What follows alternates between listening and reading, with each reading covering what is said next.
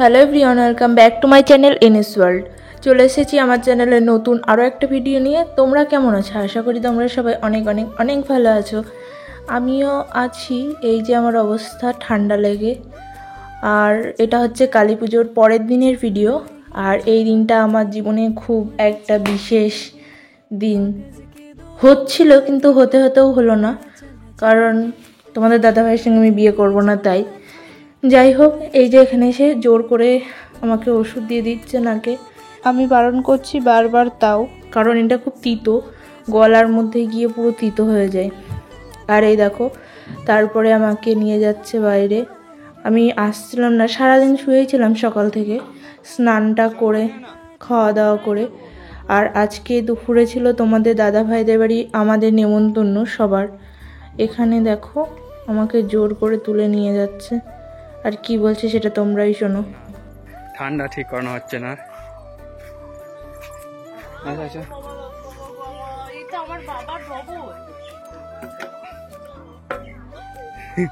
না না, এখানে না, ওষুধ ওষুধ ওষুধ ওষুধ, আর দাও দাও ওষুধ। আরে না, এটা খোলা থাক, বন্ধ হবে না। হ্যাঁ, নাকটা কাছে নিয়ে আসো। হ্যাঁ,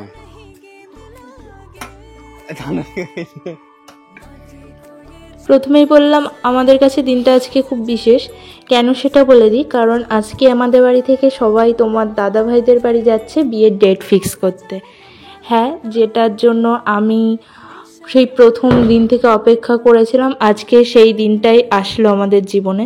দেখতেই পাচ্ছ আমি পুরোপুরি রেডি, আর এই চুড়িদারটা দিয়েছিল তোমাদের দাদা ভাই। এই বিশেষ দিনে আমি এই জামাটাই পরলাম। তো চলো দেখতে থাকো। আর দেখো আমাদের অবস্থা, যেটার জন্য আমরা যাচ্ছি সেটা নিয়ে যেতেই ভুলে গেছিলাম। এই পঞ্জিকাটা নিয়ে যেতে ভুলে গেছিলাম, ওই জন্য আবার আমি বাড়ি এসে নিয়ে গেলাম। আর এখানে এই যে আমার বাবা বসে আছে, সবাই মিলে চলে গেলাম। অটো করে গেছিলাম, আর এখানে দেখো চলেও এসেছি। এসে আমি মনে হয় আমি দেখলাম প্রথম যে বিয়ের ডেট ঠিক করতে মেয়েও গেছে। না, আমার একটু লজ্জা পাওয়া উচিত ছিল, লজ্জা করছিল একটু একটু।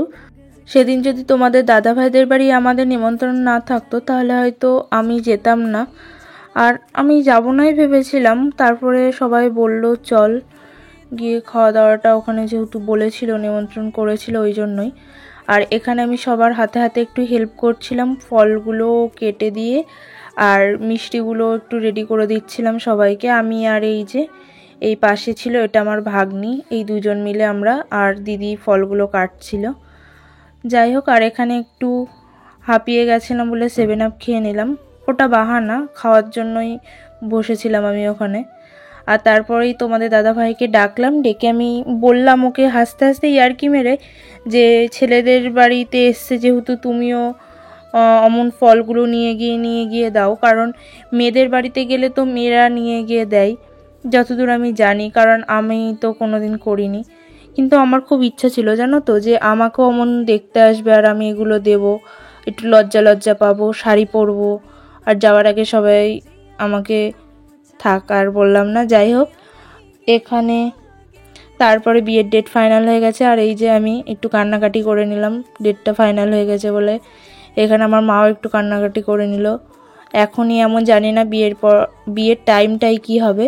আর এখানে এই যে শঙ্খ বাজিয়ে উলু দিয়ে সবাই ফাইনাল করে নিয়ে সবার কপালে হলুদ ছুঁয়ে দিল। তো আমার দাদা ভাইয়ের কপালেও দিয়েছিল হলুদ ছুঁয়ে। আর যারা জিজ্ঞাসা করছিলে আমাদের বিয়ে কবে, তারা তো দেখেই নিলে আমাদের বিয়ে খুব তাড়াতাড়ি, সামনেই কিছুদিনের মধ্যে বলে দেবো ডেটটা, কিন্তু এটা জেনে নাও খুবই তাড়াতাড়ি, 6 মাসের মধ্যেই আমাদের বিয়ের সব ভিডিও তোমরা পেয়ে যাবে। কিন্তু আমার এখন বর্তমানে সাবস্ক্রাইবার হচ্ছে 2.5K, সেটা যদি বিয়ের আগে 10K হয়ে যেত তাহলে ভিডিওগুলো দিতেও অনেকটা ভালো লাগতো। কারণ আমার অনেক দিনের অনেক ইচ্ছা যে হ্যাঁ সবাই আমাকে এমন কমেন্ট করবে, দিদিভাই ভিডিও দিচ্ছ না কেন, ভিডিও দাও, কিন্তু সেটা হয় না। যাই হোক, আমারই দোষ, হয়তো আমি ভিডিও ভালো করে বানাতে পারি না, সেটাই হবে হয়তো। যাই হোক, এখানে সবাই প্রণাম করে নিচ্ছে, আমি আর তোমাদের দাদাভাই সবাইকে করে নিলাম প্রণাম। আর এখানে তারপরে আমার কাকা কাকিমণিরা চলে গেল।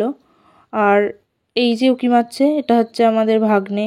আর বিয়ের ডেটটা যেহেতু কালী পুজোর পরের দিন ঠিক করা হয়েছিল, ওই জন্য সবাই ছিল বাড়িতে, আত্মীয়রা। ভালো হয়েছে একদিক থেকে, কিন্তু আসলে আমরা জানতাম না যে আর টাইম ছিল না, ওই জন্য বিয়ের ডেটটা তাড়াহুড়ো করে ঠিক করে নিতে হলো। আর এই দেখো এখানে মা বাবারা চলে যাওয়ার টাইমে আর এখানে একটু ভিডিও করে নিলাম আমি আর তোমাদের দাদা ভাই, কারণ এই দিনটা আর আসবে না। আর দেখেছো আমি কেমন করে ওকে ডাইরেকশন দিচ্ছিলাম, কারণ ও বুঝতে পারে না আমি ওকে বললেও, তাই জন্য আমাকে বাধ্য হয়ে অমন করতে হয়। আর তারপরেই আমরা চলে এসেছি বাজারে, বাইকটা একটু প্রবলেম হয়েছিল সেটাই ঠিক করতে। আর এটা বাড়ি আসার টাইমের ভিডিও। আজকের ভিডিওটা এটুকুই। যদি ভিডিওটা একটু ভালো লেগে থাকে তো চ্যানেলটা অবশ্যই সাবস্ক্রাইব করবে আর একটা লাইক করে দেবে। টাটা সবাইকে, দেখা হবে কাল আরও একটা নতুন ভিডিওর সাথে।